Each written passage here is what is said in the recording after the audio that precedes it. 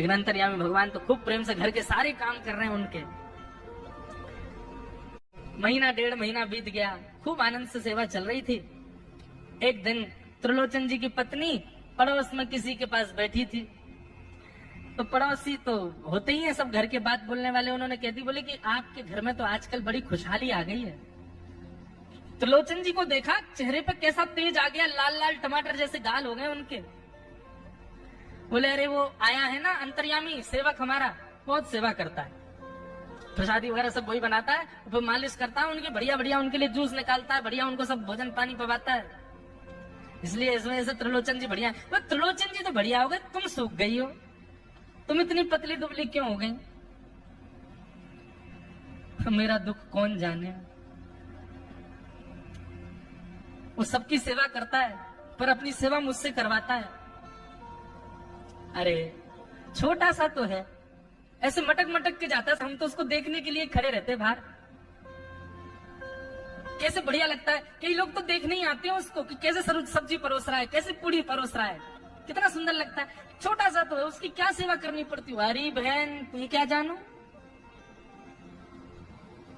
2, 4, 5, 10 kilo आटे की कब कब में रोटियां पूड़ियां खा जाता है चपेट करके, कुछ पता नहीं चलती, पेट है कुआ है समुद्र है क्या है पता नहीं चलता है। इतना खाता है, इतना खाता है, इतना खाता है। 4 घंटे की समाधि पर बैठता है एक साथ, खाली नहीं थाल लगाना पड़ता है उसके लिए, इतना खाता है। जैसे ही कहा इतना खाता है, ठाकुर जी अंतर ध्यान हो गए। शाम का समय, त्रिलोचन जी रोज शाम होते ही बैठते थे, थोड़ी देर कुछ चर्चा आदि करते थे भक्तों की। त्रिलोचन जी ने बुलाया, अंतर्यामी, ओ बेटा अंतर्यामी कहाँ हो, जल्दी आओ, चलो शाम हो गई है, थोड़ी देर बैठे कुछ सत्संग करें, कीर्तन करें। अंतर्यामी नहीं आए।